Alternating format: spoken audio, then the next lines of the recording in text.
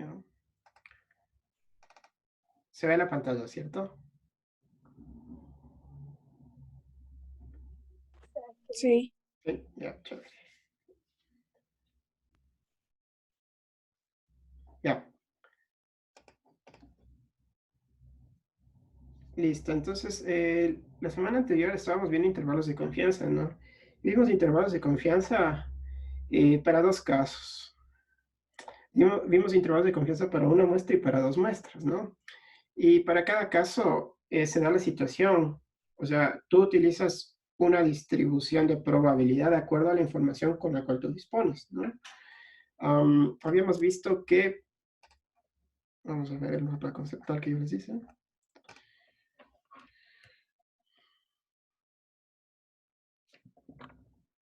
Cuando nosotros conocemos la desviación estándar poblacional, nosotros podemos utilizar una distribución Z. Y cuando nosotros no conocemos la distribución, perdón, la desviación estándar poblacional, pero conocemos S, que es la distribución muestral, y que eso sí podemos calcular de nuestra muestra, entonces nosotros utilizamos la t-student, ¿no?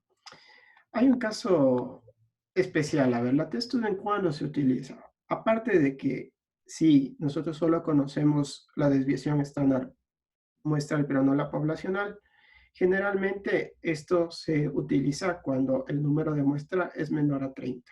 ¿Sí? O sea, tienes una muestra, lo que se considera pequeña o moderada, ¿no? ¿Qué pasa que cuando tú tienes o no conoces esto, pero sí conoces esto, ¿no? Pero sí esto. Pero cuando el tamaño de muestra es mayor a 30, pues va a pasar lo que decía Gaby, ¿no? Que la anterior clase hizo una pregunta, dice, pero se parecen bastante los valores. Digo, sí, claro, se parecen los valores cuando los grados de libertad de la t-student tiende al infinito, es decir, cuando la muestra es demasiado grande, ¿no? Entonces, cuando la muestra es demasiado grande, tú puedes igual utilizar la distribución Z, aun cuando no conoces ese sigma que viene a ser la desviación poblacional, ¿sí? Ese es un caso especial, ¿sí? No siempre sucede, pero hay veces que sí tienes el chance de hacer eso, ¿no? Es por distintos motivos, tu tamaño de muestra va a ser chiquito, ¿no? Y tienes que hacer con lo que dispones, entonces tienes que adaptarte a eso. Entonces la t-student es una opción de los más frecuentes que uno utiliza, ¿no? Muy bien, entonces vamos a ver que lo mismo se aplica para los test de hipótesis, ¿no?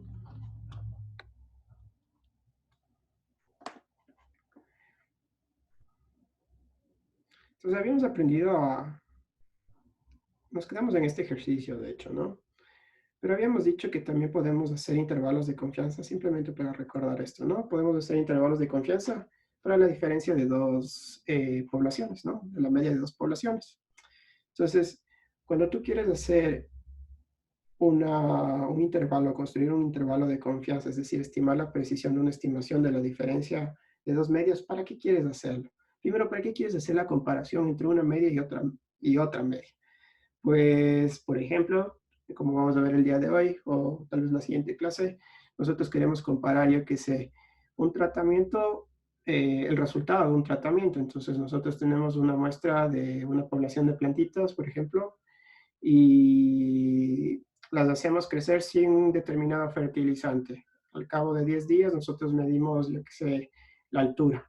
Y después hacemos otra muestra, ¿sí?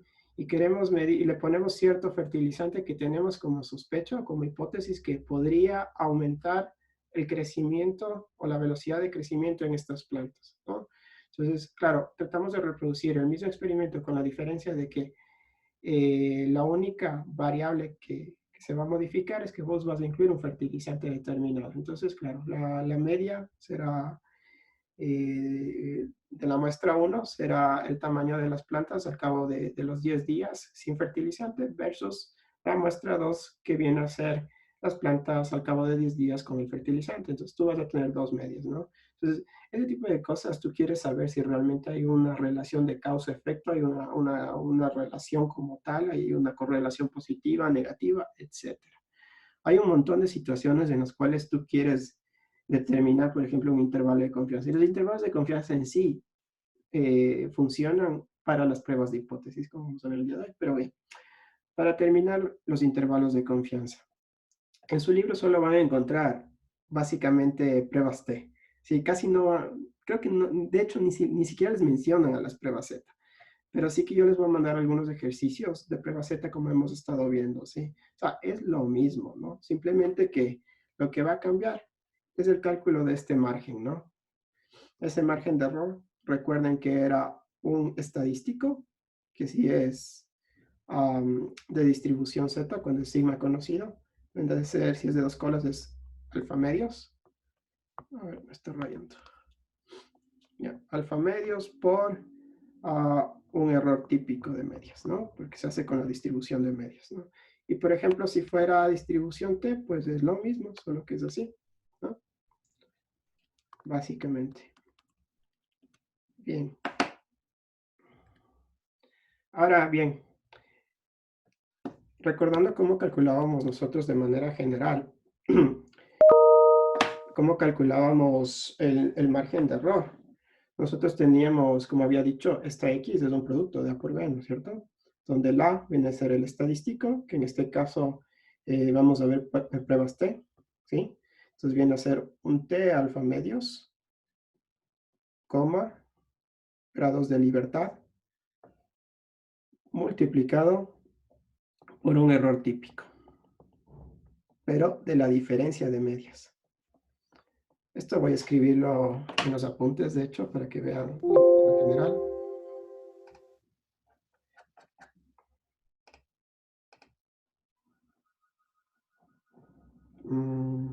Sí.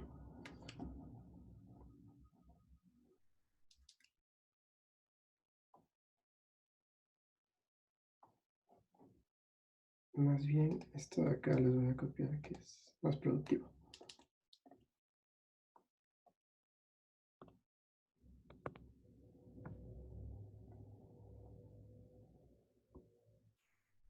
Esto de acá viene a ser el error típico, ¿no? Para la diferencia de dos medios, que decíamos que es análogo al cálculo de la hipotenusa, obviamente de un triángulo rectángulo, ¿no? Entonces, decíamos que según el teorema de Pitágoras, lo que vamos a tener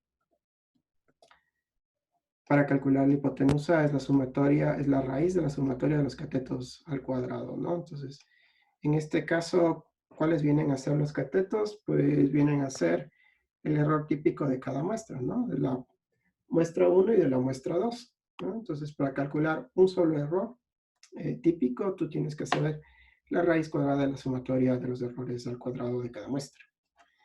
Y por otro lado, los grados de libertad. En este caso, ¿cómo se calculan los grados de libertad? Porque antes era bien fácil, ¿no? Para una muestra era simplemente n-1. Pero cuando son dos muestras, ya tienes todo este proceso de acá. Entonces, claro, es un poquito como más engorroso los cálculos. Pero, en fin de cuentas, es aplicar una ecuación, ¿no? Entonces, tú primero calculas el error típico conjunto de la diferencia de medias y después los grados de libertad, en ese orden.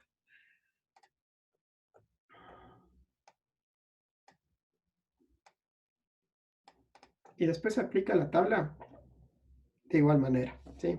Entonces, a ver, de volver al último problema que estábamos, simplemente voy a poner de manera general cómo se vería un intervalo de confianza para la diferencia de dos medias, ¿no? De hecho, aquí tengo, miren.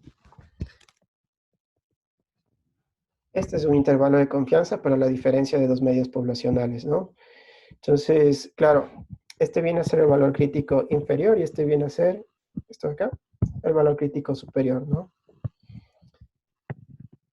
Ahora,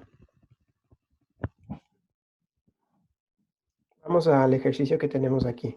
Dice, el tiempo de protrombina es una medida de la capacidad de coagulación de la sangre para 10 ratas tratadas con un antibiótico y 10 ratas de control. Los tiempos de protrombina en segundos fueron los siguientes. Ojo, esto va a aparecer siempre, ¿no? El control. ¿Qué quiere decir eso? Pues son básicamente las ratas de la muestra 1 o de la muestra 2, que uno lo determina, que básicamente no han sido inyectados de ese antibiótico, Sí, sí. Generalmente se les inyecta un placebo, o sea, algo que no tiene el activo realmente que tú sospechas que puede modificar, en este caso, los tiempos de coagulación, ¿no? La capacidad de coagulación. Entonces es para comparar si realmente tu antibiótico tiene efecto sobre las ratas, ¿no? Entonces tú obviamente tienes que hacer, comparas en base a algo que no le has suministrado ese activo, ¿no? Entonces aquí tienes los resultados, ¿no? A veces te suelen dar los resultados así como tal, o te dan la serie de datos, ¿no? Y uno tiene que calcular, claro, contar cuántos datos tienes en cada muestra, tienes que calcular la media, muestral, perdón, y la distribución. Todo eso puede pasar, ¿no? Ustedes ya en la primera parte de la clase sabían cómo calcular cada una de esas cantidades, ¿no? Entonces usted dice, construye un intervalo de confianza, ¿no? Construye un intervalo de confianza del 90% para la diferencia de las medias poblacionales. Suponga que las dos poblaciones de las que provienen los datos están distribuidas normalmente. Bien, y dice, bueno, que tiene 17.2 grados de libertad, o sea, incluso ya te da calculando. Bien, entonces, ¿cómo construimos un intervalo de confianza del 90%? Decíamos que el intervalo de confianza va a tener esta forma de acá. Ahora, cuando nosotros decimos que es un intervalo de confianza del 90%, por concepto, un intervalo de confianza es 1 menos alfa, que es el nivel de significación, es decir, que 1 menos alfa va a ser 0,9, ¿sí? Y, por lo tanto, alfa va a ser 0.1. En este caso, como no me están definiendo que es un intervalo de confianza de una cola, por default, o sea, siempre que no te especifiquen lo contrario, va a ser un intervalo de confianza de 2 colas. Cuando tú tienes 2 colas, tú vas a tener un valor inferior y vas a tener un valor superior, ¿sí? Y tendrá esta forma. Muy bien. Entonces, ahora sí, para calcular cada uno de estos valores, yo necesito calcular ese x. Y ese x habíamos dicho que es el producto de A por B, donde A viene a ser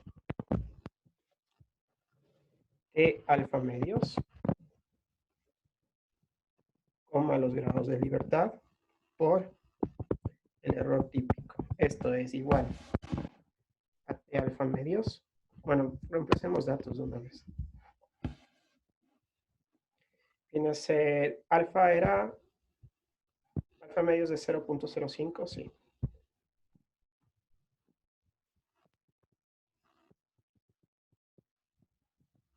Bien, los grados de libertad. Hay que aplicar esta fórmula. Pero para aplicar esta fórmula, nosotros lo que primeramente debemos hacer es aplicar esto. ¿Sí? Y para esto nosotros tenemos todos los datos. ¿Sí? Tenemos... Sí, Santiago, dime. ¿Qué significa la coma después de alfa medios? Lo que pasa es que cuando tú tienes la tabla, déjame ver si tengo la tabla aquí. ¿Te acuerdas que tienes, en una columna tienes los grados de libertad y en la otra columna tienes las El porcentaje. probabilidades alfa o el nivel de significación?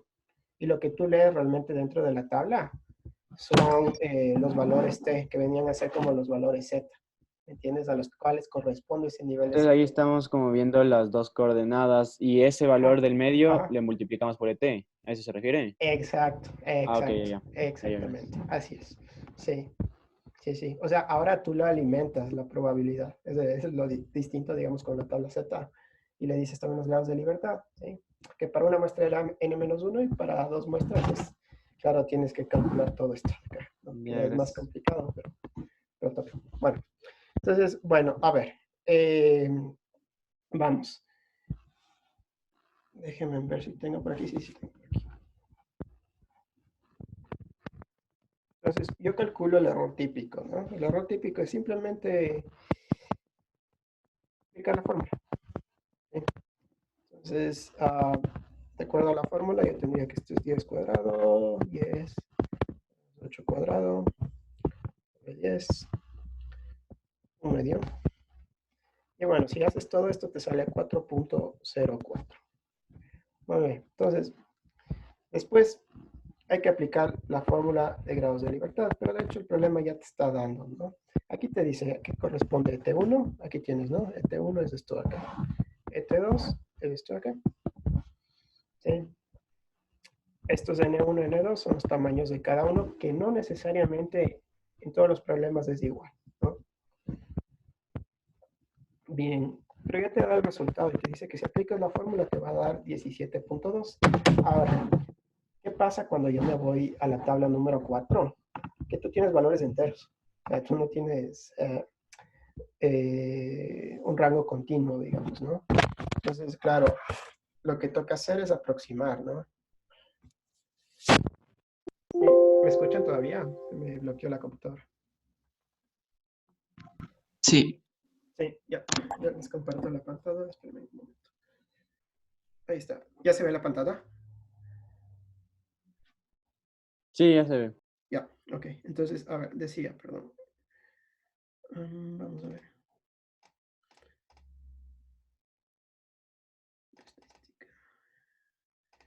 Bien.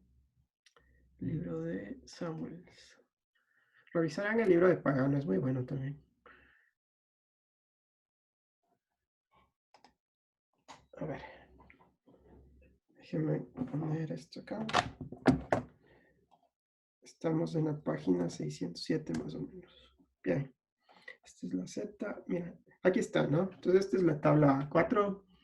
Y te da básicamente, claro, lo que se llaman los valores críticos de la distribución test-student, ¿no? Y aquí está, ¿no? A diferencia de lo que teníamos en Z, claro, lo que tú tienes aquí, lo que le decía a Santiago, es que justamente te da los valores T, ¿no? O sea, los valores que están en el eje de acá, de las X, ¿no? O sea, la variable independiente te da, no te da las probabilidades. ¿Dónde están las probabilidades? Están acá, ¿sí? Bien, entonces, estábamos calculando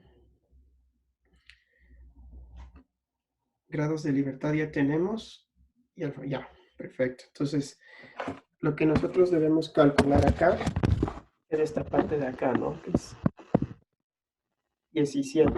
¿Por qué no podemos buscar 17.2? Porque como vemos aquí, solo hay enteros, ¿no? Entonces hay que aproximar.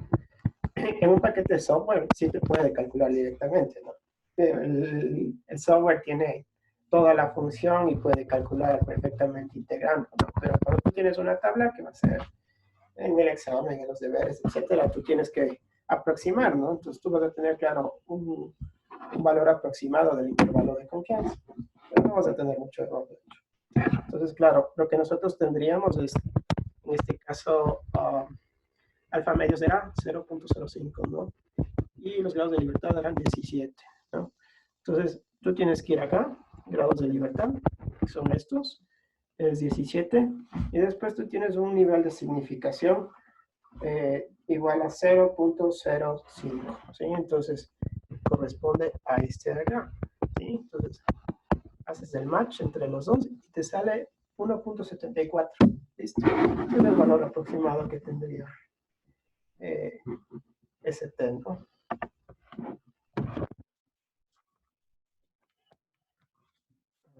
Voy a quitar esto. En el eje horizontal, ¿nosotros buscamos 0,05 o 0,1? Déjame, espérame. No, 0.05. En este de acá. Sí, o sea, ahí Estos son- buscamos alfa medio. Ajá, aquí tienes que buscar alfa medio. Ok. Sí, si tuvieras, por ejemplo, un intervalo de una cola, que puede ser cola superior o cola inferior, acuérdate que esos intervalos, cuando tú vas a calcular el X, que es A por B, ese A ya no es T alfa medio, sino es T alfa. ¿Sí? Entonces, claro, si te dicen un nivel de significación para un intervalo de una cola, y te dicen, yo que sé, de 0.1, entonces ahí sí que tendrás que ir a buscar el 0.1 o el 0 que está aquí. O sea, el T alfa es para los intervalos de Es confianza y T alfa de, medio para el test de hipótesis. no. El T alfa medios es para intervalos de confianza de dos colas. De dos colas quiere decir que tú tienes un valor crítico inferior, que es el de aquí, y Ujú. tienes un valor crítico superior que es el de acá. Sí, en la gráfica sí me ubico cuando es con las dos o una, pero no entiendo en qué, porque ahorita estamos buscando una sola. No, no, no, no, no. Lo que pasa es que este valor de acá, por simetría, o sea, ahorita te está dando el de la cola derecha, ¿no? Ah, ya, Pero por claro. simetría, tú sabes que este también tiene, va a ser el mismo valor, pero negativo. Entonces, por eso no repiten los valores, porque lo que tú vas a encontrar acá va a ser el de la cola derecha, el valor superior, Claro, pero el claro. valor inferior va a ser el mismo multiplicado por menos uno. ¿Sí? Ya, gracias. Ya,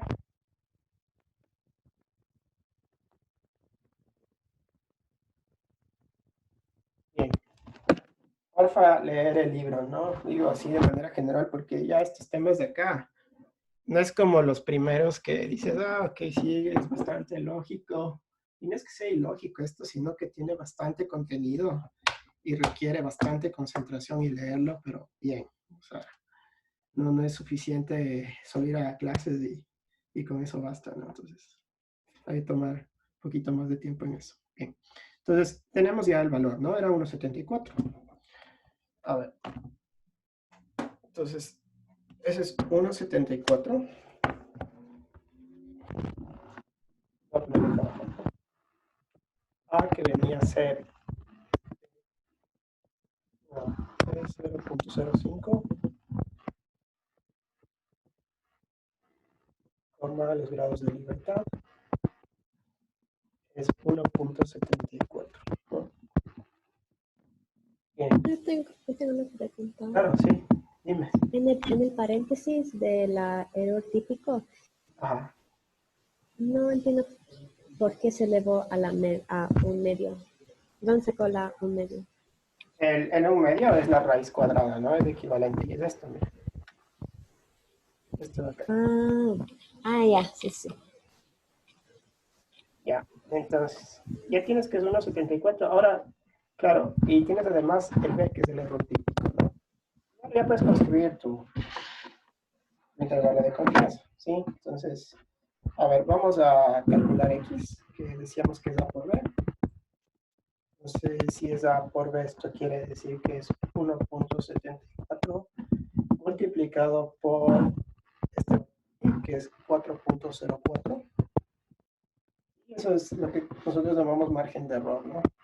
Es 7,05, es decir, más o menos 7, ¿sí?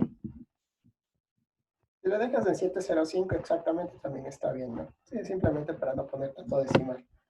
Bien, entonces ahora ya podemos aplicar la fórmula general del intervalo de confianza, ¿no? Entonces nosotros lo que hemos calculado es este valor de aquí, ¿no? Listo. Entonces, sí, lo que falta también es esta diferencia, ¿no? ¿Cuánto es esta diferencia? Que no calculamos la anterior vez. Entonces es la diferencia entre esto y esto de acá, ¿no? Y1 viene a ser 25 y Y2 barra viene a ser 23, ¿no? Entonces, Y1 menos Y2 es 25 menos 23, esto te da 2. Entonces, el intervalo de confianza del 90% se calcularía de la siguiente manera. Entonces, viene a ser tu Y1 menos Y2, es decir, 2 menos tu margen de error para el extremo izquierdo, ¿sí?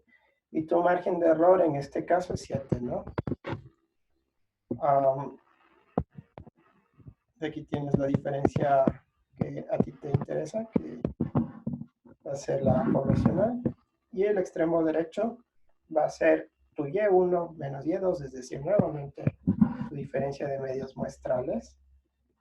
Y en cambio aquí va con el signo contrario, porque es el extremo superior o el valor crítico superior, ¿no? Que va a ser, en este caso, más 7, ¿no?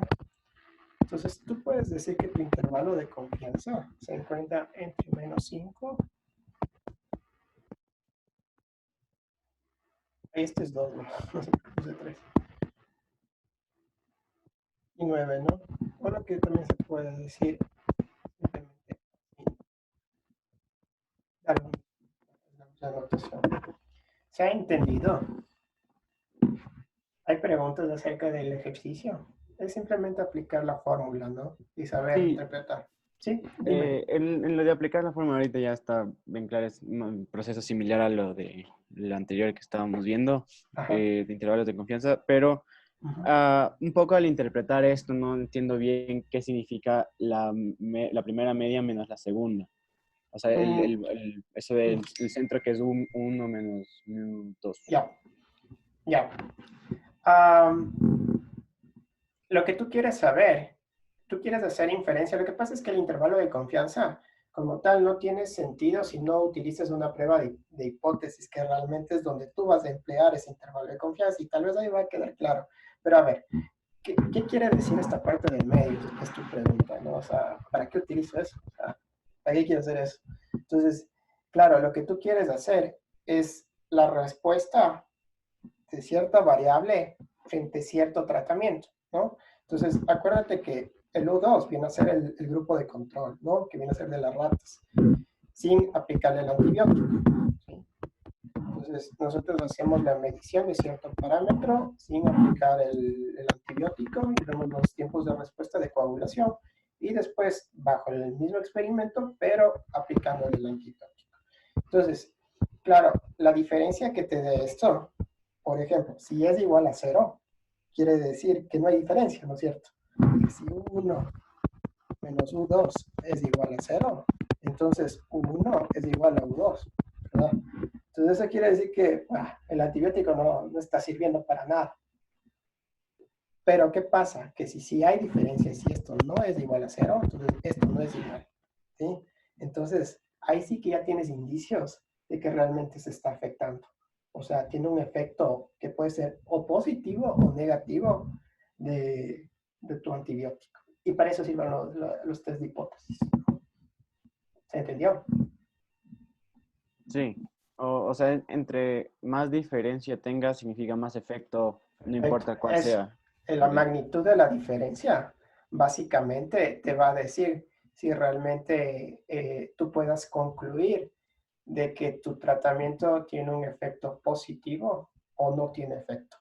Sí, pero es Ok, la magnitud de la diferencia. Y por eso esa magnitud tú la expresas mediante el intervalo de confianza, ya gracias. básicamente. Ujú. Bien, vamos con pruebas de hipótesis. Mucha atención porque esto, al menos los estudiantes de biología, pues gran parte de sus vidas profesionales pasarán haciendo experimentos donde apliques mucho las pruebas de hipótesis, ¿no? Bien.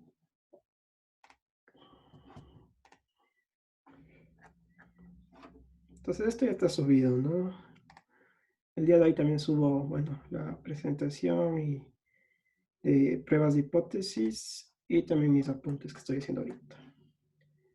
Bien. A ver, vamos a ver. A ver, ¿qué es una hipótesis en sí? Pues es una pregunta que permite como respuesta un sí o un no, ¿sí? O sea, entonces es una pregunta que tienes una respuesta concreta, ¿sí? Básicamente. Uh, después tienes que ver que esa respuesta sí o no es en términos de probabilidad, ¿no? O sea, tienes probabilidad de incluso responder erróneamente, ¿no? Después vamos a ver ciertos errores que se cometen en cuanto a la interpretación de esto, pero bueno. Después, ¿qué es una hipótesis estadística? Es un enunciado acerca de los parámetros de una o más poblaciones, ¿no? Entonces, al igual que nosotros teníamos intervalos de confianza para una o dos muestras, que quiere decir básicamente inferencias acerca de una o dos poblaciones, nosotros vamos a tener lo mismo en cuanto a las hipótesis estadísticas, ¿no? De hecho, nos vamos a hablar de los intervalos de confianza que hemos visto para poder responder a estas pruebas de hipótesis, ¿no? Entonces, las pruebas de hipótesis, o también conocidos como test de hipótesis, de hecho, en su libro le llaman pruebas de contraste, me parece, ¿no? Yo generalmente les digo test de hipótesis, ¿no? Pero es lo mismo. ¿Se utilizan para qué? Se utilizan para comparar, que es lo que más vamos a hacer, como comparamos el anterior, ¿no? Un tratamiento versus el otro. Para ver relaciones o asociaciones, también se puede hacer test de hipótesis para ver, yo qué sé, la dependencia lineal o no lineal de dos variables, ¿no? Que tú tienes sospechas, o también causalidad, ¿no? Si realmente una variable tiene dependencia de otro, tiene incidencia en otra, ¿no? Todo esto se puede hacer con pruebas de hipótesis. Entonces es súper fuerte, ¿no? El contenido que tiene la prueba de hipótesis. Los test de hipótesis siempre están constituidos por dos enunciados acerca de un parámetro de una o más poblaciones. A ver, nosotros, el sílabus de esta clase básicamente se enfocaba en hacer test de hipótesis de medias, porque es lo más general, lo que más se emplea, ¿no? Entonces, desde ahora vamos a utilizar test de hipótesis de medias para una y para dos muestras, ¿no? Entonces, ¿de qué está constituido un test de hipótesis? Pues por dos hipótesis, ¿sí? La hipótesis alternativa, que es H sub A, ¿sí? Que es la hipótesis que plantea la pregunta del investigador, por lo general. A veces es un poquito distinto, a veces se plantea la pregunta en la hipótesis nula, ya vamos a ver cómo, ¿no? Pero por lo general lo que tú te estás planteando, ¿no? Como que existe o no existe diferencia entre medias de dos poblaciones, es decir, versus dos tratamientos, ¿no? Puedes plantearlo en la hipótesis alternativa. En cuanto a la hipótesis nula, es una hipótesis que plantea el resultado contrario de la hipótesis, aquí falta una pena, de la hipótesis alternativa. Entonces, básicamente se construye primero la alternativa y lo contrario vendría contenido en la nula, ¿no? A ver, ahora, ¿qué aspecto tiene, no? Vamos a ver. Aquí está, lo voy a copiar esto. Vamos a copiar esto de acá.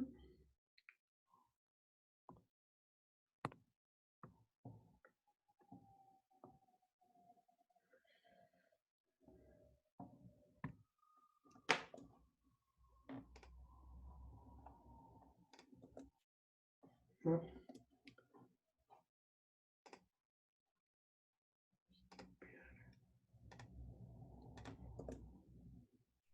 No sé por qué no se copia. Vamos a ver otra vez.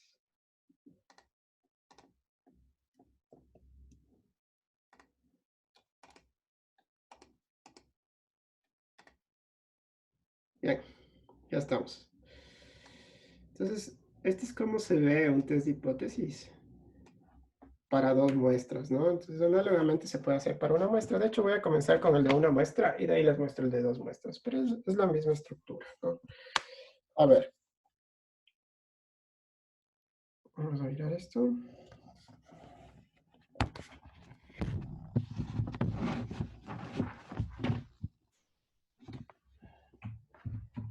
Ya. Vamos a poner este de acá.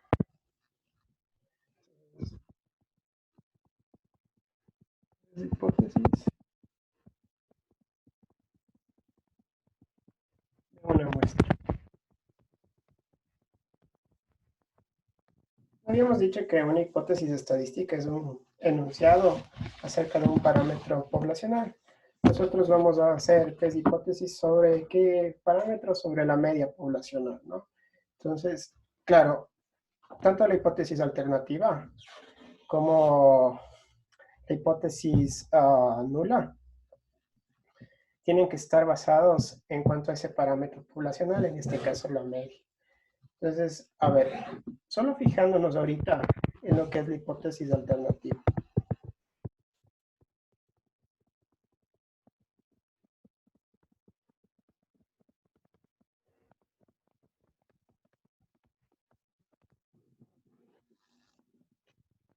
Si nosotros tenemos una sola muestra, nosotros podemos tener dos tipos de hipótesis alternativas. Una de dos colas, como el intervalo de confianza de dos colas, tenemos un valor crítico inferior y superior. Entonces, ¿cómo se ve hipótesis alternativa para una muestra? Entonces, un U1, que viene a ser la población 1, va a ser, si es de dos colas, viene a ser una diferencia, ¿no? O sea, que no es igual. Este operador nos permite saber si se trata de dos colas, cuando es distinto. En cambio, nosotros tenemos de una cola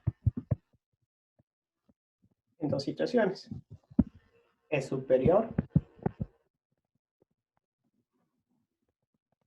cuando la hipótesis alternativa te dice que la media de una población, por ejemplo 1, es mayor a un valor.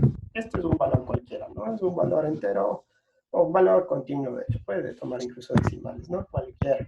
Si C es un número cualquiera, dependiendo del problema. Inferior. Básicamente es así, ¿no? Con este operador. Entonces, ¿cómo tú distingues qué tipo de hipótesis alternativa es? Si es de una cola, de dos colas, pues básicamente con los operadores, ¿no? Y esto planteas según lo que te esté diciendo el problema o según lo que tú quieras demostrar en tu investigación, ¿no? Bien. Ahora, acá tienen para el caso de la diferencia de las poblaciones, como estábamos haciendo antes en el mismo problema. Entonces, claro, tienes dos colas, cuando tú tienes que la diferencia es distinta a cierto valor. O tienes de una cola que también le llaman direccional, ¿sí? En su libro. Puede ser cola superior cuando tienes mayor que, o menor que cuando es cola inferior, ¿no? Entonces, todo eso depende, ¿no? De lo que tú tengas. Pero esas formas pueden tomar la hipótesis alternativa. ¿Cuánto la hipótesis nula? Es mucho más fácil, porque es lo contrario. A ver.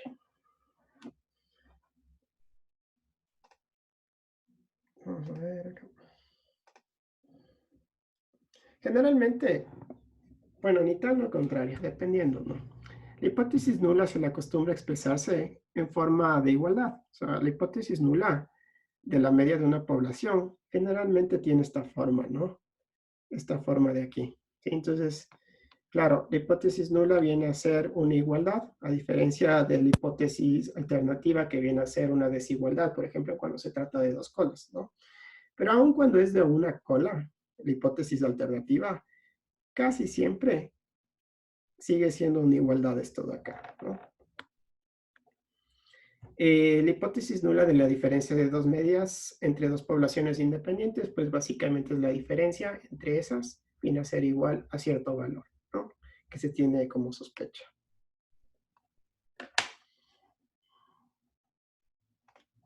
Bien.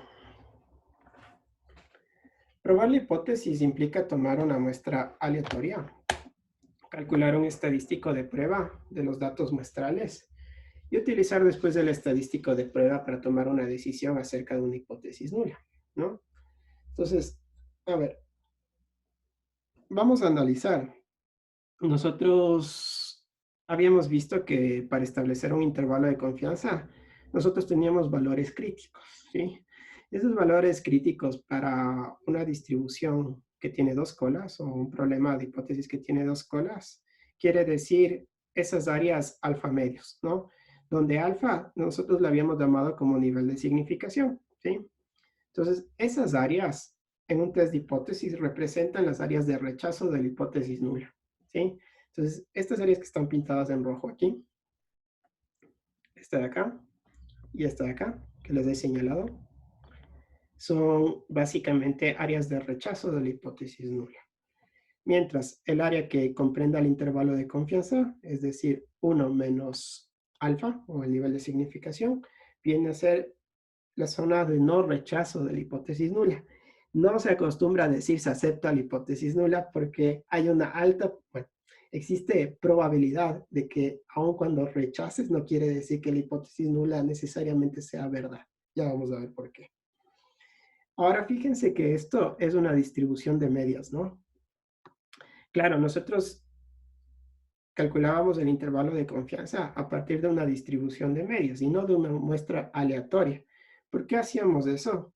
Porque el intervalo de confianza de una distribución de medias es el promedio, básicamente, de cada una de las muestras individuales. Entonces, claro, con eso tú podías decir con probabilidad, establecer qué tan cerca de la media está tu estimación o la precisión de tu estimación en términos probabilísticos, ¿no? Entonces, siempre va a haber una probabilidad chiquita, ¿sí? Que va a ser el alfa de que te equivoques, ¿no? De que no esté dentro de ese intervalo de confianza, ¿no?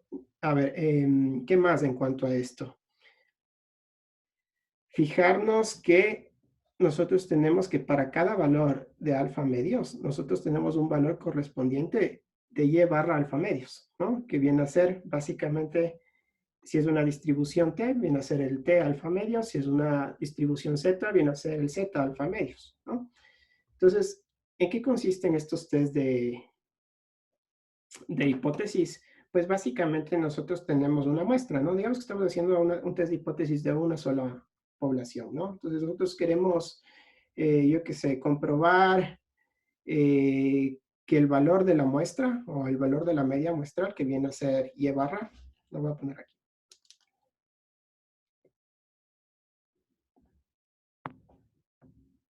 Voy a ponerlo acá.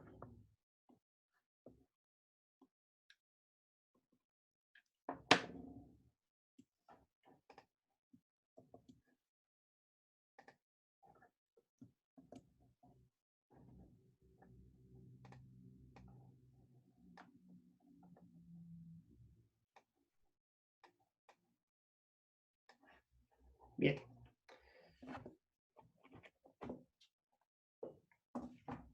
Entonces, lo que decía es que en qué consisten los test de hipótesis. Tú tienes una muestra, o sea, tú tienes una población, ¿sí? Estás midiendo lo que estás midiendo, como, no sé, creo que más adelante había un ejemplo que yo inventé de los niveles de glucosa en sangre, ¿no? Entonces, claro, digamos que tú estás midiendo los niveles de glucosa en sangre de keto, ¿no? Pero obviamente por términos técnico-económicos tú no puedes medir a cada una de las personas de keto, pero sí que puedes tomar una muestra representativa a través de un muestreo aleatorio, ¿no? Entonces, claro, esto viene a ser la población y después tú sacas una muestra que viene a ser más chiquita, ¿no? Bien, de esta muestra, tú vas a hacer primero un test de hipótesis acerca de qué parámetro, acerca del parámetro de la media, como vamos a hacer hasta el final de la clase. Entonces, la hipótesis nula viene a ser que la media va a ser igual a cierto valor. Y este valor, ¿cómo tú sabes a priori? Pues básicamente sabes en cuanto a la experiencia que has tenido en el análisis de estos datos, es decir, a experiencias pasadas, o puede ser en cuanto a la teoría, o incluso puede ser en cuanto a lo que el cliente te pide, no digamos en esto de la glucosa, pero sí, yo qué sé, si es el diseño de algún producto, ¿no? Entonces, dices, ok, el cliente me dijo que debería estar la media en este valor, ¿sí? Entonces, claro, eso es lo que yo quería comprobar. Y ahora, la hipótesis alternativa, digamos que es de dos colas, como en este caso de acá, ¿no? Viene a ser que la media no es igual a C. ¿Sí? Entonces, esa es básicamente la prueba. Ahora, ¿cómo podemos nosotros realmente validar este enunciado o validar este enunciado? ¿Cómo debemos hacer? A través de lo que está contenido en esta muestra de acá, ¿no? Entonces, estamos hablando de los niveles de glucosa, ¿no? Entonces, claro, uno quiere saber, por ejemplo, si los niveles de glucosa en la gente de keto se ha mantenido el nivel histórico o realmente ha cambiado. Y lo que yo he hecho es tomar una muestra, ¿sí? De esta muestra yo voy a sacar dos valores, ¿no? Generalmente. Mi media muestral y mi desviación muestral, ¿no? Entonces, claro, lo que yo hago es básicamente idearme como un metaestudio, donde yo me voy a crear esta curva de aquí. Eso no es que la tengo que hacer, simplemente yo sé cómo, qué forma va a tener y qué parámetros la definen, ¿no? Es algo que tengas que hacer en la práctica, que es demasiado tedioso, ¿no? Porque tú ya sabes que va a tener incluso forma normal, incluso para la población es normal, si n es elevado va a tener, por el teorema del límite central, va a tener una forma de campana de Gauss, ¿no? Entonces, bueno. El tema es dar valores críticos, ¿sí? Que esos tú los defines. Entonces, estos niveles críticos vienen a ser 1 menos, perdón, el intervalo de confianza es 1 menos alfa, ¿no? 1 menos las áreas de los valores críticos, ¿no? Entonces, estas áreas, que son el alfa, que se llama nivel de significación, decíamos que son las áreas de rechazo, ¿no? Entonces, el tema es que en esta distribución de medias, nosotros habíamos visto que la media va a ser igual a la media poblacional, ¿sí? Y nuestro Y bien podría estar por aquí, bien podría estar por acá, e incluso podría estar en las áreas de rechazo. ¿Qué conclusión tiene que tú estés en la región de no rechazo o que estés en la región de no rechazo? ¿Sí? ¿Qué implica que tú estés en la zona de no rechazo? Es decir, en esta zona donde está el intervalo de confianza. Eso quiere decir que básicamente hay evidencia de que tu media poblacional no es distinta de este valor que tú sospechabas, ¿no? Como les digo, las conclusiones no se suelen hacer acerca de la hipótesis nula, sino a partir de la hipótesis alternativa. Pero también se suele decir, ok, no hay un rechazo de este valor, ¿no? Es decir, no es que se acepta totalmente, pero hay sospechas de que puede estar por ahí, ¿no? Porque es un valor puntual, ¿sí? Esa es la diferencia, básicamente. Vamos a ver el resto. Estas son pruebas de una cola, ¿no? Cuando tú tienes una hipótesis alternativa de cola superior o de cola inferior. Entonces, yo qué sé, si tu problema era demostrar que tus niveles de glucosa eran al menos tan grandes como cierto valor, ¿no? Entonces, ese al menos viene a ser el límite inferior, o pueden ser máximo tan grandes como este valor, ¿no? Entonces, claro, dependiendo de lo que tú te estés planteando, tú puedes elegir una u otra prueba de hipótesis, básicamente, ¿no? Y después vamos a ir haciendo ejemplos de cómo se va aplicando según los datos que tú tengas, cómo se van resolviendo estas pruebas de hipótesis. Ahorita he dicho así de manera general, a veces ni siquiera dices, ok, ya, pero ¿y cómo hago? O sea, en realidad, ¿cómo planteo? ¿Cómo a través de lo que me dicen yo puedo interpretar cómo se, si es mayor que o es menor que, si es de dos colas? ¿Cómo hago? Ok, vamos a ver eso, ¿sí? Pero antes de ver eso, estaba pendiente de ver el error tipo 1 y error tipo 2. ¿Qué es el error tipo 1? Como habíamos dicho, cualquier conclusión que tú hagas acerca de un test de hipótesis va a ser en términos de probabilidad, ¿sí? Entonces tú puedes decir que hay evidencia, pero no puedes asegurar nada, ¿sí? Porque estamos partiendo, esta inferencia está partiendo de distribuciones de probabilidad de una distribución de medios. Entonces, claro, hay chance de que te equivoques o hay chance de que le aciertes. Pero lo bueno de este método es que tú puedes estimar el porcentaje o el margen de incertidumbre donde tú podrías equivocarte. Y ese margen de equivocarte se llama el error tipo 1. Y ese error tipo 1 es el alfa. Es el alfa que nosotros lo definimos como analistas, como investigadores, etcétera, ¿no? Entonces, como dueños del experimento, nosotros debemos elegir ese alfa. Y ese alfa también se elige en base a lo que tú estés midiendo o al contexto de lo que tú estés haciendo. Tú dirás qué tan preciso debe ser, ¿no? Entonces, el error tipo 1 se define como el rechazo de la hipótesis nula cuando esta es verdadera. ¿Qué quiere decir eso? Vamos allá. Entonces, se define como el rechazo de la hipótesis nula cuando esta es verdadera. Ustedes recordarán que había dos zonas, ¿no? En una distribución de medios. Había la zona de no rechazo y había estas zonas de aquí, que son los alfas, o sea, es el alfa, digamos, alfa medio superior, alfa medio inferior. Son las zonas de rechazo, ¿no? Entonces, a ver, es un error, porque estás cometiendo de fondo, estás diciendo algo que no es verdad, ¿entiendes? Estás rechazando la hipótesis nula cuando realmente es verdadera. O sea, estás en esta zona de aquí, ¿sí? Eso se conoce como alfa, nivel de significación, o error tipo 1, ¿sí? Y eso lo defines tú, ¿sí? O sea, cuando tú vuelves a hacer el experimento con el mismo tamaño de muestra, digamos que esto sería un alfa del 5%, es decir, 0.05. Es decir, tienes un intervalo de confianza de 95%. O sea, tú tienes un 5% de margen de error, ¿sí? De rechazar la hipótesis nula cuando esta es verdadera. Eso quiere decir que si tú haces 100 muestreos, en 5 seguramente vas a obtener este error, ¿sí? Te vas a equivocar en decidir la hipótesis o en rechazar la hipótesis nula cuando esta realmente era verdadera, ¿sí? Eso lo define uno.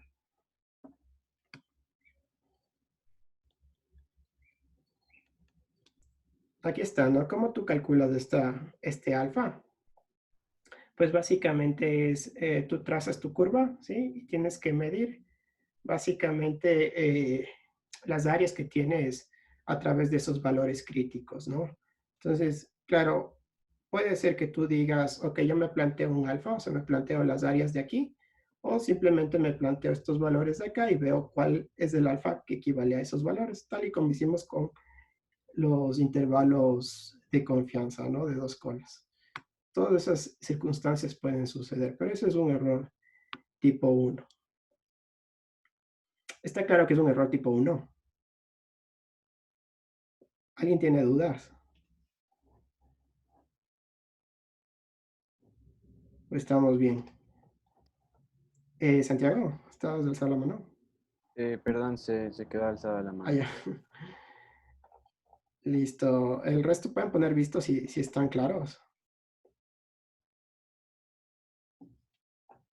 Ya, igual vamos a hacer ejemplos, ¿no? Yo sé que esto es un poquito complejo, así como de entrada, a verlo solo la teoría, pero haciendo ejercicios, créeme, esto se aclara. Esto se aclara, queda mucho más clarito ya. Muy Yo bien. tengo una pregunta. Sí, claro, Entonces, dime. la hipótesis nula quiere decir que es una, o sea, no sé, estoy diciendo, o sea, en definición sería como que mi media es igual a cero, sería. Ah, Ok. verás, puede pasar eso. Sí, sí puede pasar. Puede ser que la media sea igual a cero o que sea igual a cualquier valor dentro del rango de todos los números, ¿no? Pero eso ya depende de tu ejercicio, de tu investigación, ¿no? Y de qué estés midiendo. Pero lo que sí es cierto es que la hipótesis nula siempre va a ser igualdad, o sea, va a ser igual a algo. Ah, ok, ok, Y ok. tu Pero, o sea, hipótesis. hipótesis nula no significa que es una hipótesis que no, que va a rechazarse, o sea. No, no. Lo que tú de hecho vas a hacer es ver la posibilidad de que se rechace o no se rechace. ¿Sí? ¿Qué quiere decir que se rechace la hipótesis nula? Que inmediatamente, eso sí, se acepta la hipótesis alternativa. ¿Qué Ok, quiere decir que ya. no se rechace la hipótesis nula? No es necesariamente que se acepta como tal la hipótesis nula, pero no hay evidencia, se suele decir así, no hay evidencia de que la hipótesis alternativa sea cierta. ¿Ya? Entonces, claro, cualquier conclusión que tú hagas es mejor hacerla siempre en función de la hipótesis alternativa. O sea, si es decir, no hay rechazo de una hipótesis nula, entonces hay evidencia de que no, o sea, la hipótesis alternativa no se cumple, por ejemplo, ¿sí? En vez de decir se acepta la hipótesis nula, ¿no? Entonces, siempre es en base a la hipótesis alternativa, ¿no? Y en la hipótesis Ok, alternativa tú pones lo que tú sospechas, ¿no? Entonces, tú sospechas que, yo sé, que tu media realmente no es lo que te decía la teoría, no es lo que te decía el modelo, ¿no? Sino es un poquito mayor. Entonces, claro, tú tratas de hacer un muestreo y con ese muestreo tratas de ver la película completa, ¿no? A través de una foto dices, ok, por A o B razón, yo qué sé, los ciudadanos de Quito han cambiado su nutrición durante estos años en una nutrición basada en alimentos más calóricos y los niveles de glucosa. Tal vez estoy hablando piedras, no sé mucho de esto, o sea, estoy inventando. Y digo, puede ser que su media se haya, yo que sé, aumentado, digamos, ¿no? Entonces, en ese caso, mi hipótesis alternativa es que la media va a ser mayor a cierto valor y mi hipótesis nula va a ser que sea igual al histórico. ¿Me entiendes? Entonces, eso ok, es lo que a ti te permite comparar y realmente es como que súper fuerte las conclusiones que tú sacas de aquí, ¿no? Y es básicamente las pruebas de hipótesis, es la base de casi toda investigación, ¿no? O sea, cuando tú vas a hacer una prueba de hipótesis, digamos, cuando tú vas a hacer una investigación que sea publicable, para que tenga una veracidad científica, debe ser hecho en base a instancias estadísticas significativas, ¿no? Y para hacer eso se necesita hacer pruebas de hipótesis, ¿no? Entonces, quien diseña una buena prueba de hipótesis y tiene bien claritos los temas, créeme que si tus resultados estuvieron bien medidos y todo, cualquier revista te va a decir, ok, esto tiene coherencia, ¿no? Por más que tú tengas una buena representación de datos, una buena toma de resultados, si tú no haces un buen análisis estadístico a través de las pruebas de hipótesis, pues tu experimento dirá poco o nada. Entonces, no es solo que sea interesante, sino que tenga una validez científica, ¿no? Bien. Vamos a ver. Error tipo 2. Sí, bueno, error tipo 2 se define como la aceptación de la hipótesis nula cuando esta es falsa. ¿Sí? O sea, es meter la pata nuevamente. ¿Sí? Se define como la aceptación de la hipótesis nula cuando esta es falsa, ¿no? Entonces, a ver, aquí tenemos un caso. ¿Qué tal si nosotros decíamos que los niveles de glucosa en la sangre eran 50 según el histórico, ¿no? Según el histórico decíamos que eran de 50 miligramos por decilitro y realmente, bueno, hicimos el test de hipótesis. La hipótesis alternativa hubiese sido que era distinto, de 50 miligramos por decilitro, pero en realidad la hipótesis verdadera, digamos, la media verdadera de la población es 50.5. Entonces, claro, nuevamente estamos incurriendo en un nuevo error, ¿sí? Entonces, claro, hay dos nuevas distribuciones, ¿no? Perdón, hay una distribución que tú planteaste y hay una distribución real, ¿no? Entonces, ¿a qué va a ser igual ese error beta? Pues básicamente, aquí tienes la distribución que tú habías planteado, basada en los históricos, donde tú tenías esta media de aquí, ¿no? Y te acuerdas que tú tenías aquí una zona de aceptación, ¿no? Tenías una zona de aceptación. Pero ¿qué pasa? Que realmente te jalaste desde un principio, o sea, había una media poblacional distinta, ¿sí? O sea, quien del libro que sacaste o la información de donde tú sacaste estaba mal. Y realmente la media correspondía a otro valor, ¿no? Entonces tienes otra distribución que igual va a tener su aceptación y su negación, pero básicamente el solapamiento de las dos o el overlapping que tengas entre las dos va a ser la región beta, ¿no? A ver, la diferencia entre un error tipo 1 y un error tipo 2 es que este es el alfa y este alfa tú lo defines, ¿sí? Tú dices cuánto va a ser tu porcentaje de error tipo 1 o cuánto va a ser la probabilidad de que tú rechaces la hipótesis nula cuando esta sea verdadera. Este error tipo 2 no lo puedes controlar.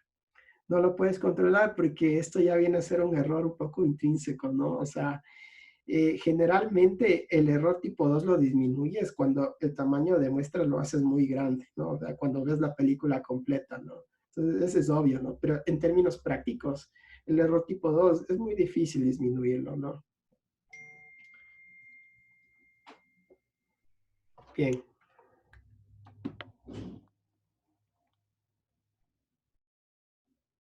Entonces, aquí están, miren, justamente los dos tipos de errores, ¿no?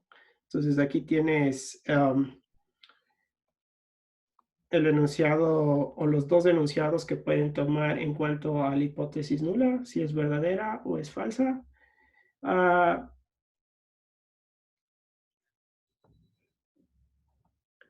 Si no se rechaza y H sub 0 es verdadera, entonces estarás haciendo bien, ¿no? O sea, no hay error.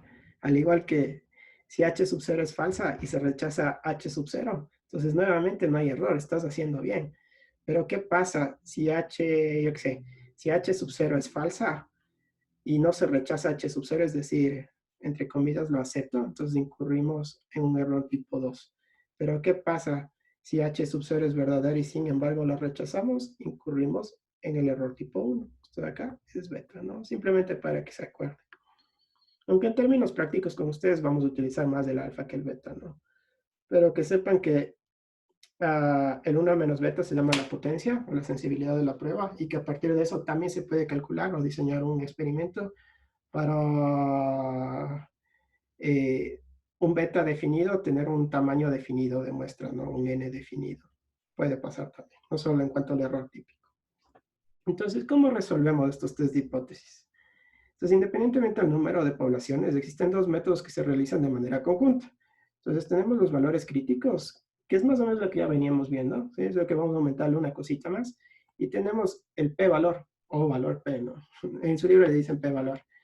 Ya vamos a ver qué es el p-valor, ¿no? Que justamente lo que hablamos con Santiago en las anteriores clases. Aquí les he copiado una serie de pasos que te dicen cómo resolver una prueba de hipótesis, ¿no? Entonces, claro, después ya lo haces de manera un poquito más mecánica, ya te saltas pasos, ¿no? Pero aquí está bien detallado cómo se resuelve una prueba de hipótesis, ¿no? Entonces, vamos, por el contexto del problema, identificar el parámetro de interés. Entonces, para nosotros solo vamos a hacer test de inferencia de medias, ¿no? Entonces, el parámetro siempre va a ser la media poblacional, que puede ser de una, puede ser de dos poblaciones. Incluso si es una ANOVA, puede ser de más poblaciones, ¿no? Después, nosotros debemos establecer, saber plantear una prueba de hipótesis, ¿no? Este H sub 1, bueno, en este libro es la hipótesis alternativa, ¿no? Lo que nosotros llamamos hipótesis alternativa. Entonces, debemos saber interpretar lo que nuestra investigación requiere o lo que nosotros queremos comprobar o lo que el ejercicio me está pidiendo, en fin.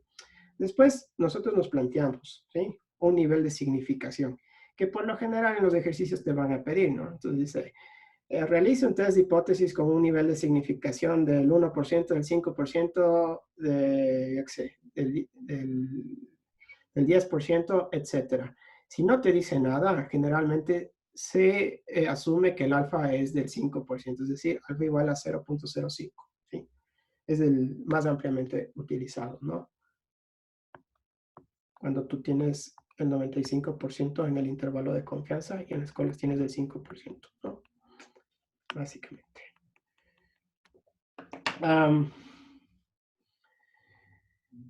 Después tenemos que establecer la región de rechazo del estadístico, ¿sí? O sea,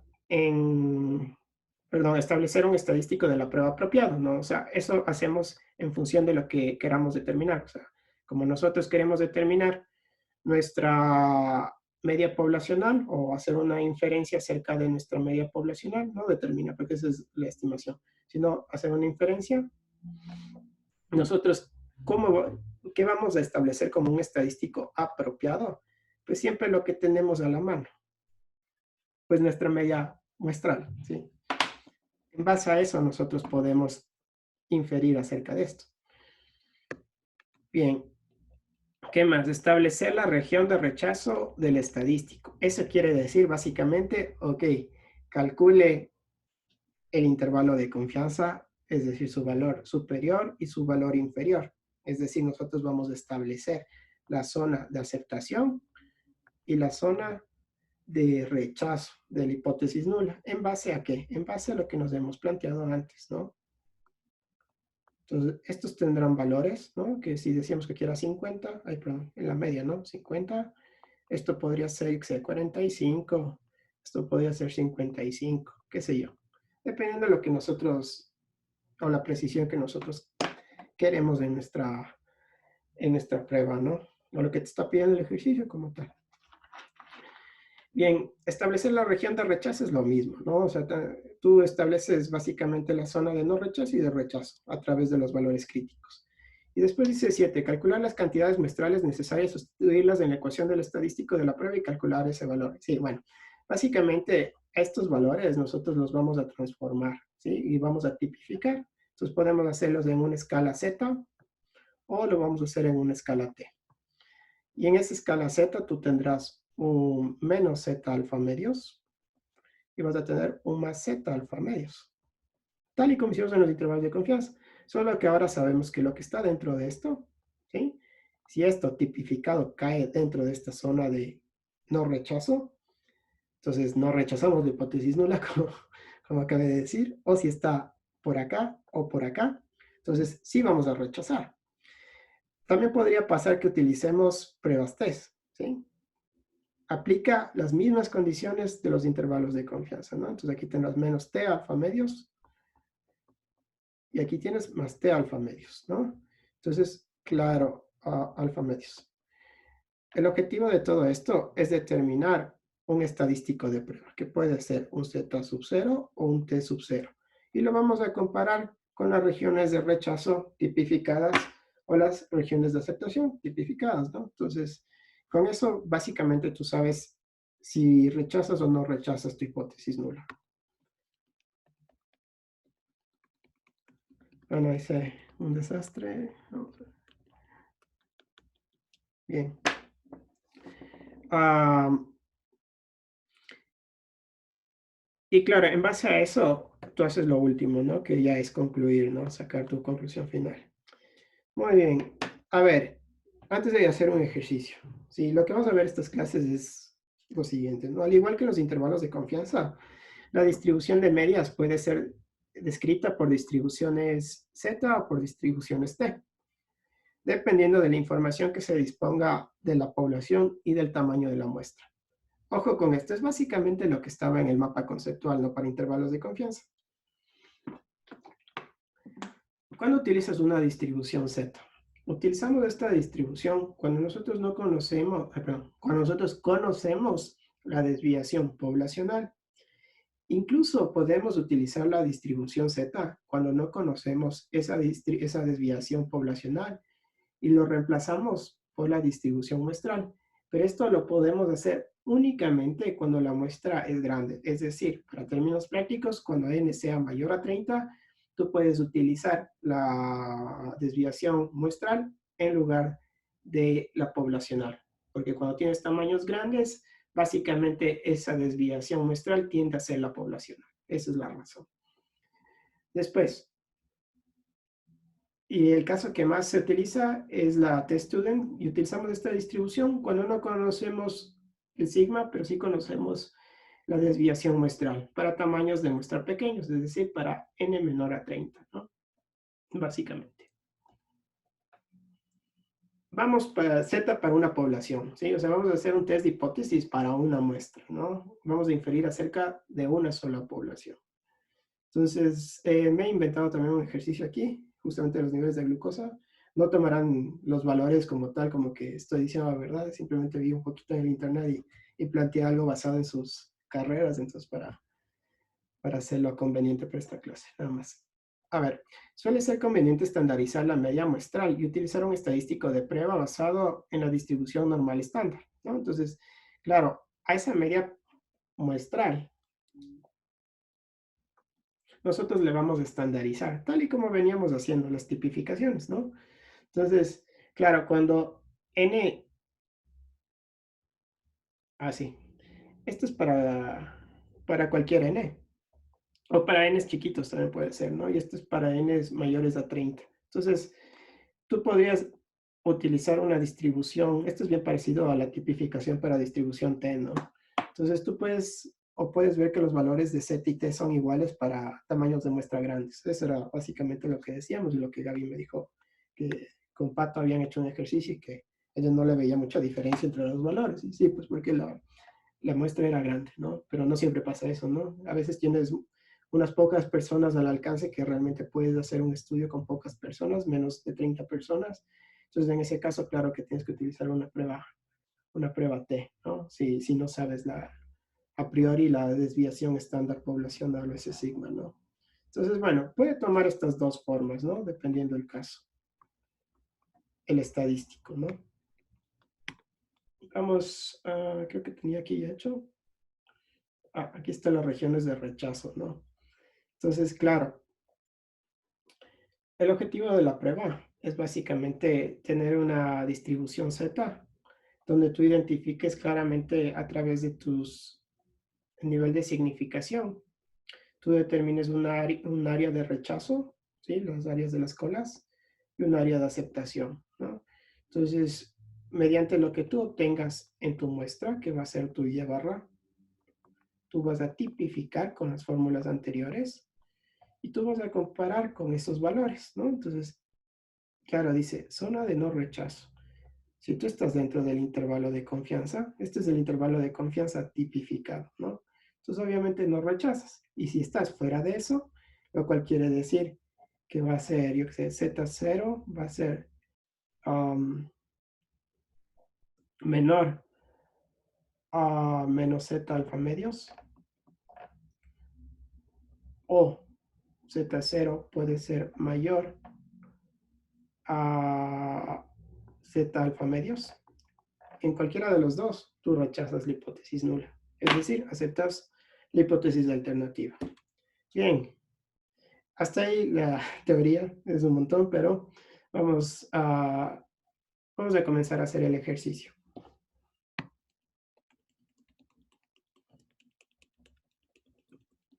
¿Tienen preguntas hasta ahí? En el libro estaba un poco del error alfa y error beta. ¿Eso es el error de primer tipo y segundo tipo? ¿Es lo mismo? Ok. El error tipo 1 es del alfa, error tipo 2 es del beta. Yes. El error tipo 1 es el que tú tienes control, ¿no? El que tú defines. El error tipo 2 es el que no tienes mucho control. El único control que podrías tener es aumentar el tamaño de la muestra, ¿no? Nada más. Bien. A ver, entonces tenemos ejemplo número 1, es la prueba Z de una muestra, ¿no? Entonces, el ejemplo te dice, se midió los niveles de glucosa en sangre de 35 personas de una determinada población. Los resultados muestran un nivel medio de glucosa de 95 miligramos por decilitro y una desviación estándar de 12 miligramos por decilitro. Si se sabe que históricamente el nivel medio de glucosa, tal vez se me ha ido, glucosa, en sangre es de 100 miligramos por decilitro, compruebe la hipótesis de que los niveles medios de glucosa han cambiado. Seguramente se me cambió automáticamente esto, ¿no? Bueno, utilice el nivel de significación del 5%. Bien, entonces, básicamente tenemos que hacer un test de hipótesis, ¿sí? Y tenemos que ordenar los datos. ¿Sí? Tenemos que ordenar los datos para ver, decidir, primero establecer nuestro test de hipótesis. Cuando digo eso es saber a qué equivale la hipótesis nula, a qué equivale la hipótesis alternativa. Y lo que le sigue es saber qué distribución yo voy a utilizar para poder comprobar. Bien. Oh.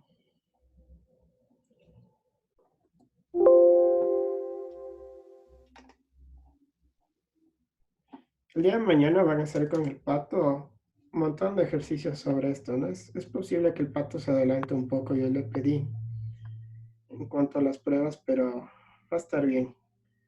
Mientras más ejercicios de esto hagan, créanme, más fácil se les va a hacer interpretar después. Vamos a ver.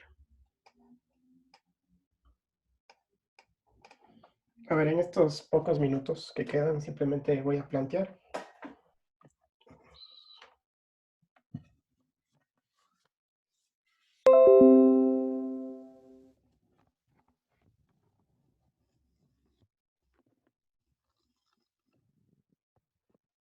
Bien. Entonces, ¿qué nos está diciendo el ejercicio? Vamos a organizar los datos. ¿Qué datos corresponden a la población y qué datos corresponden a nuestra muestra? ¿Sí? Entonces, a ver, nos está diciendo que se midieron los niveles de glucosa en sangre de 35 personas, ¿no? Entonces, estamos en un determinado sitio y tenemos una muestra tamaño n igual a 35. Además, dice que de esas 35 personas se ha determinado que la media es de 95. Mi media muestral es de 95 miligramos por decilitro. Y mi desviación muestral es de 12 miligramos por decilitro. ¿Qué más nos dice? Que el histórico en esa población es que la media de glucosa en la sangre es de... Voy a ponerlo así mejor. Es de 100 miligramos por decilitro. Ya les digo por qué sé. Entonces, esto es en cuanto a la muestra. Y esto de aquí corresponde a la población. Pero ese seno sería como mu. Exacto. Sí, sí, sí. Simplemente que yo le puse C para la anotación que ya había puesto acá, ¿no? Pero Ah, sí, ok. es lo que tú quieres comprobar, ¿no? Entonces, es como que tú tomas una fotito de lo que... A ver, ¿qué es la realidad? O sea, tú tienes algo teórico que te dice el libro, ¿no? Que te dice, ok, el histórico es de 100 miligramos por decilitro, o quizás te dijo algún amigo médico por ahí que tiene algo de experiencia. Entonces, claro, esa es una cosa que lo que te están diciendo. Y otra cosa que tú puedes comprobar es la realidad que tú tienes en una muestra, ¿sí? Si tu muestra es lo suficientemente grande y es significativa, digamos, es tomada de manera aleatoria con todos los pasos que debes tomar en estadística para que sea representativo, entonces esa muestra te va a dar información acerca de esa población, ¿no? Entonces, el objetivo es sacar esa información de la muestra y ver si realmente lo que te dijo tu amigo, lo que leíste en el libro es verdad. O puede ser que incluso te haya dicho, fue cierto hasta cierto tiempo determinado y después por A o B razón cambió. Y ahora Ajá, tú puedes entonces decir, eso es lo que queremos poner a prueba, el dato exacto, de los 100 miligramos es por lo mol. que tú quieres poner en tela de duda, ¿sí? En tela de duda, incluso puede ser que, yo qué sé, hayas hecho una modificación si quieres hacer de dos muestras y quieres ver cómo se modifican, ¿no?, tus niveles de glucosa si tú inyectas algo. O sea, puede haber un montón de cosas que tú quieras comprobar, ¿me entiendes? Pero realmente lo que tú pones en tela de duda son los datos acerca de la población. Y para comprobar esos datos de la población, tú utilizas los datos muestrales. Bien, entonces ya, solo para terminar digo esto. ¿Cómo sería el planteamiento de esta hipótesis?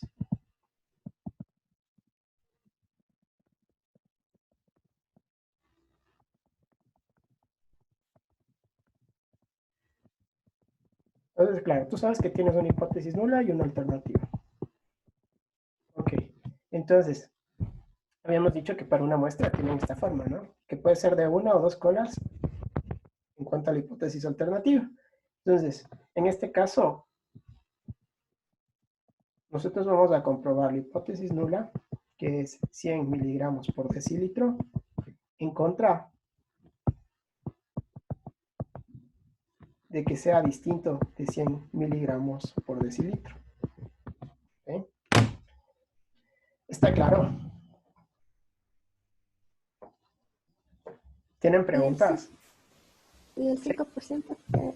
Ah, el 5% Alfa. que... Sí, sí, sí, sí. El 5% es la sensibilidad, o más bien dicho, la incertidumbre de tu prueba, ¿no? O sea, quiere decir que 5% de las veces tú vas a rechazar tu hipótesis alternativa siendo verdadera, o tú vas a rechazar tu hipótesis nula siendo verdadera.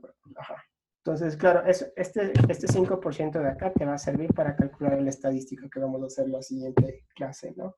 Pero la primera parte consiste en organizar los datos y saber plantear esto, ¿no? Entonces, saber claramente. ¿Está claro? Hasta ahí. ¿Alguna pregunta? ¿Alguien? Yo tengo un par de preguntas. No sé qué Claro. ahorita. Um, Primero, entonces, el error típico 1 es más serio que el error típico 2, como que es un... Sí, a ver, los dos errores son errores que básicamente tienen la misma consecuencia, de que tú hagas tu inferencia incorrecta, ¿no? O sea, que tú te equivoques, en fin. Que cuando te pregunten, que es una prueba de hipótesis, tú digas una respuesta incorrecta, ¿ya? La diferencia del error tipo 1 y el error tipo 2 es que en el error tipo 1 tú estableces cuál es tu probabilidad de error. Entonces, tú tienes manejo como analista, como dueño del experimento, tú eres capaz de decir qué probabilidad yo tengo de cometer ese error. El error tipo 2, eso es un poco complicado, o sea, que tú tengas, a menos que diseñes la prueba en base a la potencia que es 1 menos beta, que es otra cosa, tú no tienes mucho manejo de ese error. O sea, eso es algo que puede pasar. Que puede pasar. Que, por ejemplo, en este caso no haya sido 100, te haya dicho mal tu amigo médico, o el libro se equivocó, y realmente el histórico no era de 100, sino era de 105. Entonces, claro, en el uno tú tienes control y tú tienes libertad de decir cuánto quieres de error, y en el otro no. Y una pregunta más también sobre el estadístico de prueba. Si tenemos la desviación estándar de la población y la muestra es menor que 30, igual usamos la Z. No, en ese caso no. En ese caso, si tú tendrías, a ver, déjame pensar. No, en ese tendrías que hacer una prueba T. ¿Cuándo utilizas tú una Z? Cuando sabes sigma, ¿sí? En este caso, ponte no sabemos sigma, ¿sí? solo sabemos ese. O sea, solo sabemos la desviación de la muestra. Entonces hay dos opciones. Entonces, tú utilizas una prueba Z si n es mayor a 30. Sí, puedes utilizar. O puedes utilizar una prueba T también en este caso, ¿sí? Y los dos te van a producir lo mismo, ¿no? Pero generalmente utilizar la prueba Z es mucho más fácil. La lectura de la tabla es más fácil. Entonces, te conviene utilizar aquí una prueba Z, pero también podrías utilizar una prueba T porque el n es mayor a 35. Pero ¿qué tal si el n no hubiese sido 35 y hubiese sido 20, por ejemplo? Entonces, ahí ya no podías utilizar la prueba Z.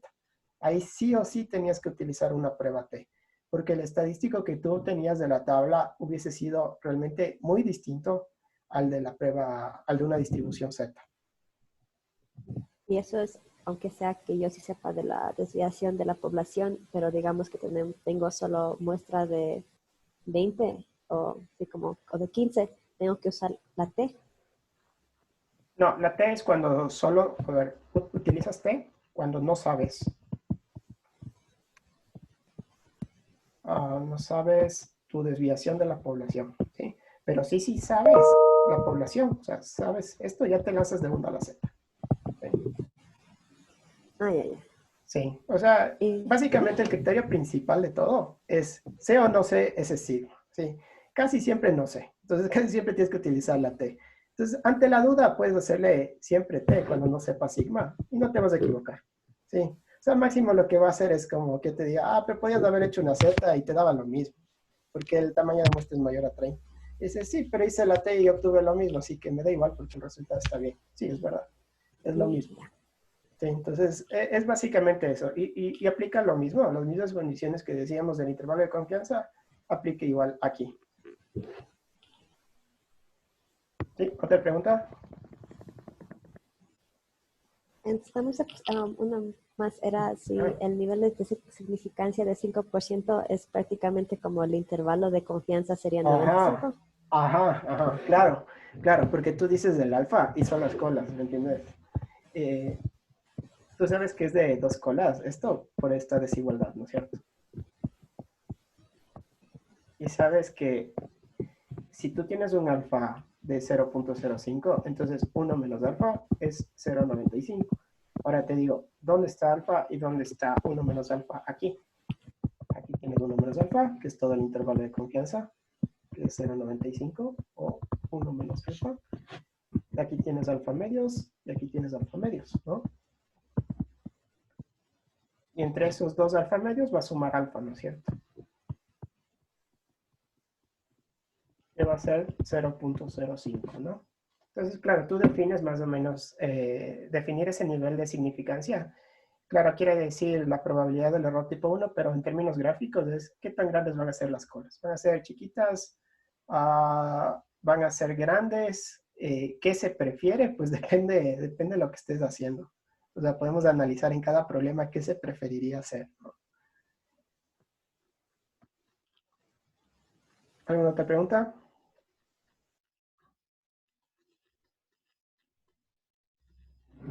¿Estamos?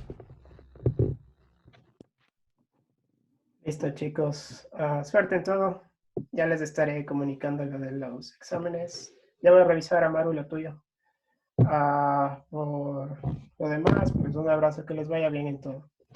Gracias. Gracias, profe. Gracias, profe. Listo, nos vemos, chao. Gracias, Pablo. Listo.